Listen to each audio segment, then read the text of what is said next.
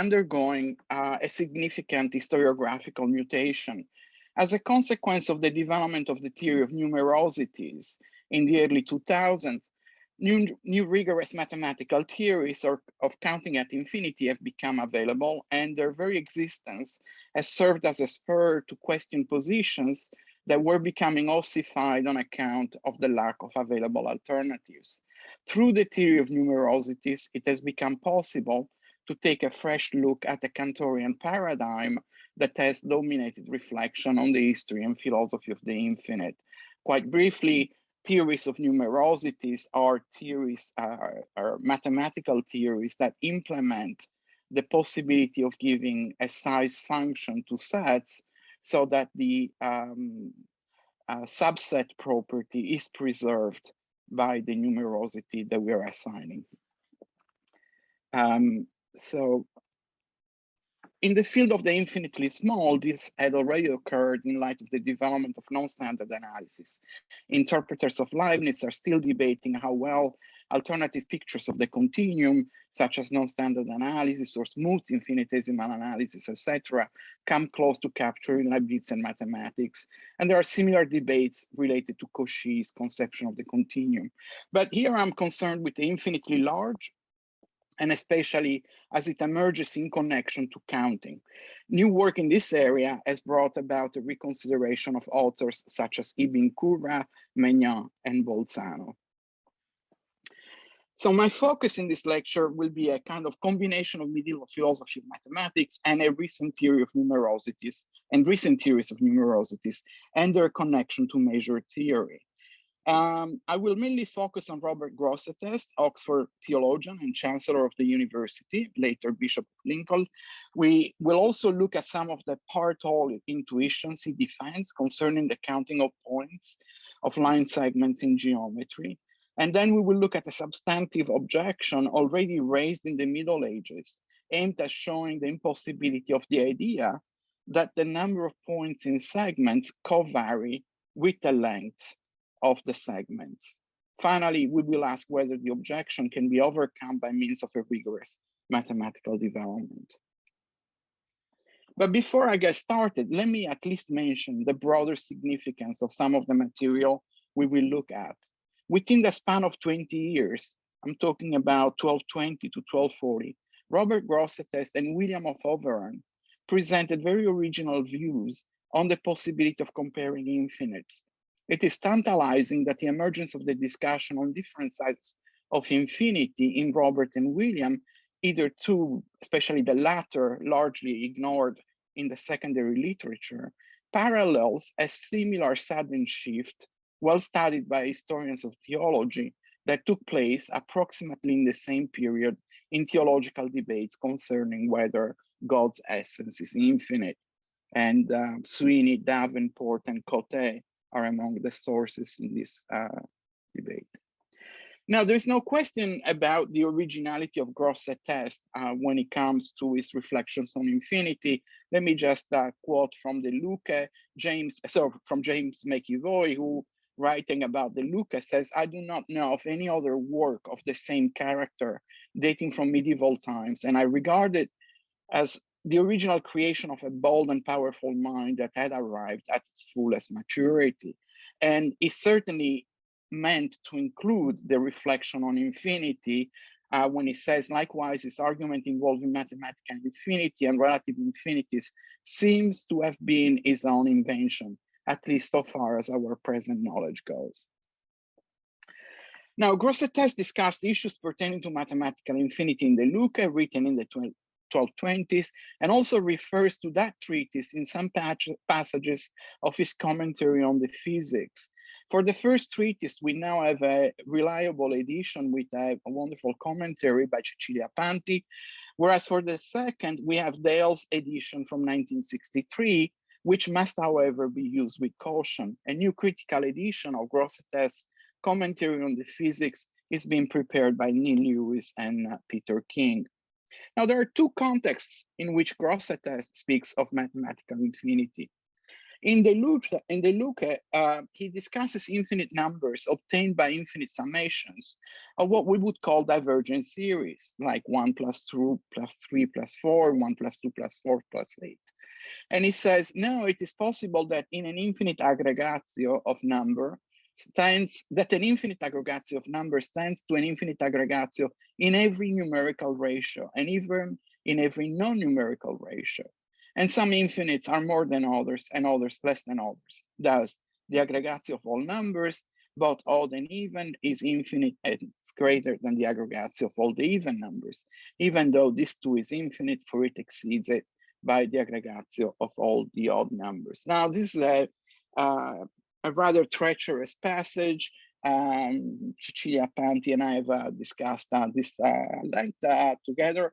The use of aggregatio can be misleading in this context, but I think we both now agree that in fact, it has to do with infinite series as opposed to collections in the set theoretical sense. Now, in a new forthcoming book, I devote a great deal of attention to clarifying what is going on with these computations with infinite series, but the De Luce is not really relevant for this talk. Indeed, in his commentary on the physics, Grosseteste also defends, alongside the proposals already found in De Luce, a form of part-whole thinking for infinite sets of geometrical points. So this is really what I'm after, is this notion of part-whole with infinite collections. So Grosseteste's starting point concerns issues of measurement and what is more basic to measurement. Time numbers motion, but what numbers time?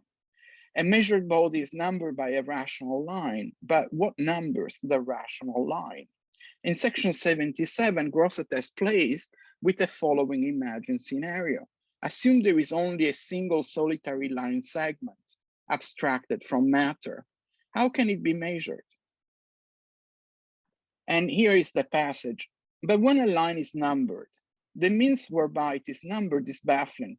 For let us suppose that there is a single solitary line, and let us imagine it to be abstracted from all matter. Now, it cannot be measured on the basis of another line or of anything else that has length, because there is no other dimension of longitude apart from the line itself. Nor can it be measured on the basis of itself.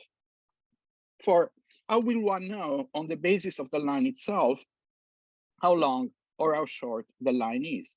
For instance, how could one know about a 1 cubit line merely on the basis of the line itself that it is a 1 cubit line? If one were to say that the line itself could be measured on the basis of some aliquot part of the line, how will one know the size of that aliquot part? And in section 78, Grosseteste poses the same question for time and motion. He imagines a solitary motion and then asks by what means it could be measured as fast or slow. And he declares these issues to be extremely difficult. Let me go now to section 79. It says, nevertheless, it is my opinion that, as we stated elsewhere, one infinite number can be related to another infinite number in every proportion, numerical and non-numerical.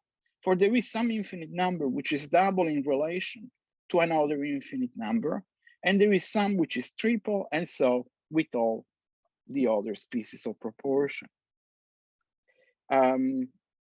And there is also some infinite number which is related to another infinite number as the diameter is to the side.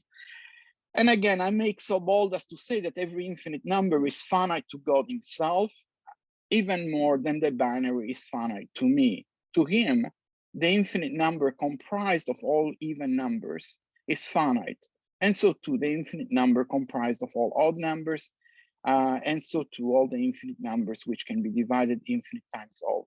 For just as things which are truly finite in themselves are infinite to us, so those which are truly infinite in themselves are finite to him. Now, the passage seems to refer back to De Luce, as we stated elsewhere, it says, and Grosseteste reiterates the possibility of rational and irrational proportions between infinite lines. In any case, these infinite numbers are God's way to impose measurements on lines and times. Moreover, section 80, he created everything by number, weight, and measure, and is the first and most accurate measurer. By infinite numbers which are finite to him, he measured the lines which he created. By some infinite number which is fixed and finite to him, he measured the number, the 1 cubit line, and by an infinite number twice that size, he measured the 2 cubit line. And by an infinite number half that size, he measures the half cubit line. And there is a single infinite number comprised of the points of all 1 cubit lines. So this is a kind of translation invariant property. All lines of 1 cubit have exactly the same number of infinite points of all 1 cubit lines, by which he most accurately and most finitely measures all other 1 cubit lines. But this way of measuring with the infinite numbers is not available to man whose intellect is limited. So we, as human beings, manage to measure by fixing a reference line. And because this reference line we choose is measured by God by means of infinite numbers, this kind of guarantees the possibility of our measuring. So we cannot count the point on the 1 cubit line, but God can. And so it's fine if we just proceed by convention, by taking an arbitrary segment. But what guarantees that this process is working in a way it's God's ability to count the number of points. And now to a crucial passage from section 81. Well then, what is the first means whereby the first already measured line is measured and numbered? I think this makes place by means of the infinite number, finite nevertheless to the measurer, which is comprised of the points in that line. Now, this number of points is not in any other larger or smaller line. Rather, in every larger line, the infinite number of points is larger, and in every smaller line, it is smaller. Okay, so what we have here is a clear statement of what I'm going to call later on the covariance in the length of a segment and the infinite number of points that are in that segment. Now, what is challenging about this position is that from a Cantorian point of view, which is the dominant point of view of infinity, this thing makes no sense. Because two different segments, at least two segments of different length, have exactly the same number of points according to Cantorian cardinality. But what all my work really is about in this area is retracing an epic battle between at least two conceptions of counting at infinity. One, which I would call the 1-1 conception, which in fact is the one that is enthroned in Cantor's work, and then the part whole conception, which gives prominence to the idea that if a set is included in another set, or if you want, in this case, a segment is shorter than another one, then the number of points, the infinity of the number of points, has got to be strictly less than the infinity of the number of points of the larger segment. So, so in the face of it, if we start from Cantorian mathematics, you have to say that these people were very confused, and I don't want to say that. I think that something more interesting is going on. Okay, so let me just keep this. So all lines 1 cubit in length then have the same number of points, a specific infinite number. This allows for a comparison of sizes or numerosities, as is in fact also a name used in that period, even among disjoint segments that are, and not only segments that stand in the part-whole relation. Now, God proceeds by measuring the number of points in a primordial segment, and then measures everything else accordingly in terms of infinite numbers, just as we, starting from a segment taken as a conventional basis of measurement, measure every other segment in reference to it, but not using infinities. Okay, now Richard Fishaker was the first Dominican friar to lecture at Oxford. He was also the author of the earliest commentary on the sentences of Peter Lombard, written at Oxford around 1245. Now, Fishaker's commentary on the sentences emphasizes the infinite distance between God and the finite creatures. And while discussing the question of how a rational creature with only finite power can have a view of an infinite object, such as God, Fishaker develops a novel conception of God's infinity. The topic is introduced in his comments to the first book, Distinction, second of the first chapter. And the summary of this part reads as follows. Here, let us raise a question about the vision of God in the fatherland. To this end, the question is firstly raised whether God is infinite. Secondly, in how many ways he can be said to be infinite. Third, how infinity or numerosity and supreme simplicity are reconcilable with one another. Fourthly, how a rational creature with only finite abilities is capable of that infinity.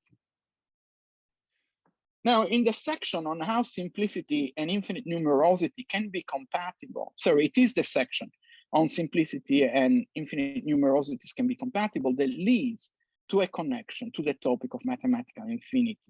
And in question 3, the discussion concerns whether numerosity and simplicity can be compatible. After presenting a number of arguments against the compatibility of simplicity and numerosity, Fishaker argues by offering 9 different arguments in favor that simplicity is compatible with an increase in numerosity. And we get into areas pertinent to mathematics only with the 5th and the 6th arguments. Fishaker gives an example that will be repeated endlessly in the successive literature on infinity. I quote, likewise, the approach to the simple happens without diminution of numerosity, as is plain from 2 bases subtended to the same angle. For the smaller of these bases approaches the simplicity of the angular point, and yet it has lost nothing of the numerosity of its points. On the contrary, individual points in the smaller base correspond to individual points in the larger base. This is proven by a geometrical proof. For if 2 lines are drawn out from diverse points in the larger base to the angular point, they will pass through diverse points, albeit less distant ones, in the smaller base. Therefore, the numerosity of the largest line is equal to or not greater than the numerosity of the smallest and almost punctal line. And thus, the simplest and the less simple are equal to one another in numerosity. Therefore, the absolutely simple and the numerous are not repugnant to one another. Okay, let's see what's going on here. Diagram courtesy of Cecilia Trifogli. Consider a triangle with vertex C and a basis B. Drawing a parallel to B, say A, between C and B leads to a smaller triangle. Now, an arbitrary segment connecting C and the basis B determines at the same time 1 point in A, point Y, and 1 point in B, X. This induces a one-to-one association between the infinite points in A and the infinite points in B. In addition, C is seen to be the endpoint of infinitely many distinct lines whose other endpoint is a point in the base B. So the segment would be CX. And thus C can be said, according to Fishaker, to include in it infinitely many points.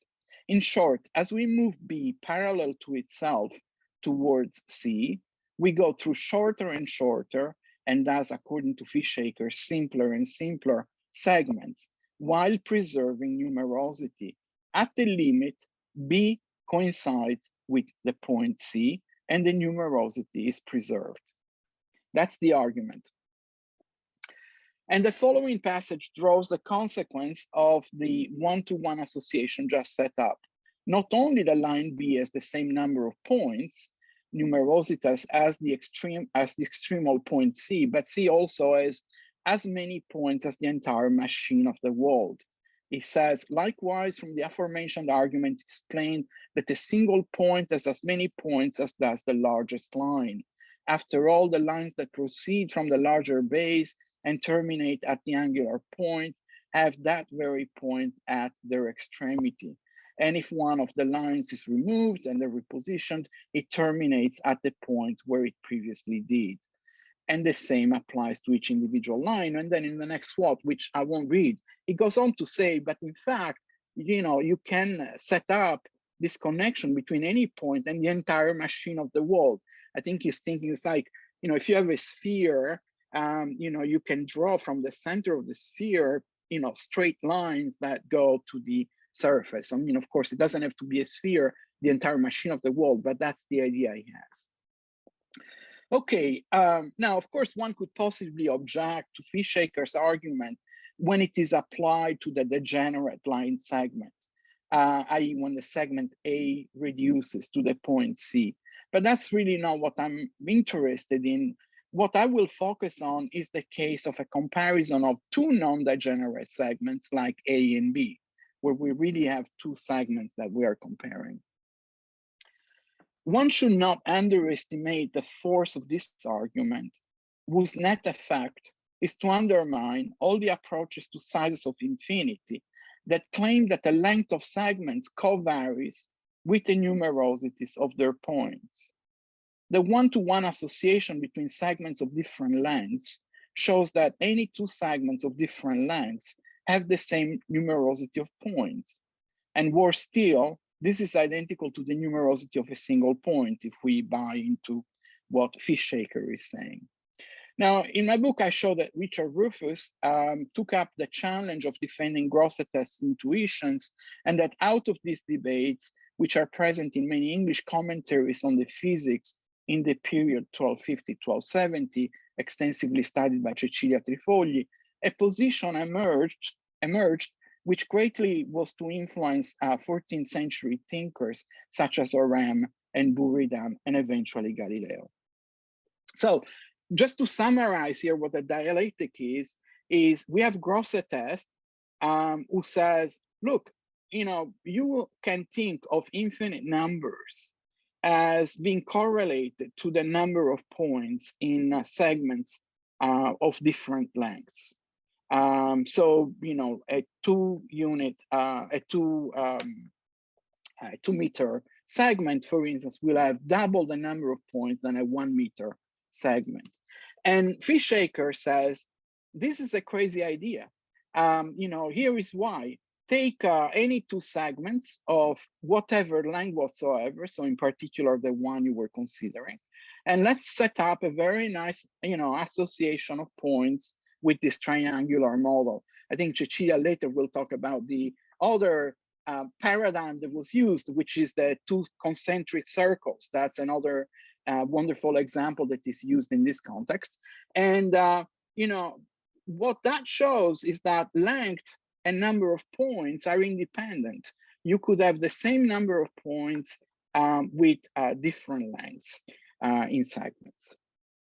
Now, it's not my intention here to pursue this historical investigation in the lecture, but the position I'm referring in terms of the 14th century Parisian school and so on is the one that claims that one cannot apply the relations less than, equal, unequal, and greater than to infinities. For instance, here is how William of Clifford, active in the 1250s, 1260s, states it. To the sixth point, one ought to respond that there is not the same number of points in a greater as in a lesser line. Nor are there more points in the one than in the other, nor are there fewer, because all of these are differentia that are characteristic of finite and terminated quantities.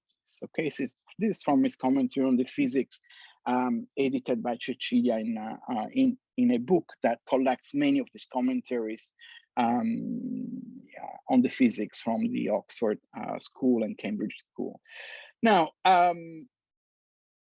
so very often, we certainly find this in Murdoch, and probably many people just rely on these classic sources, this kind of position is seen as an original contribution of the Parisian school in the 14th century. By contrast, I think these commentaries show unequivocally that this position, that you cannot apply relations of less than, equality, greater than, and so on, already goes back to the early 1250s. It doesn't have to wait for Oram and Buridan to be stated. Okay, so now I'm gonna, because the time is going quick, what I'm gonna do is not go over the remaining part of the talk. I mean, so this is the first part of a longer talk, and the second part goes into the mathematics. So I'm just gonna talk around it to give you a sense of how I developed then this kind of material. Now, the important thing is, of course, having passed through the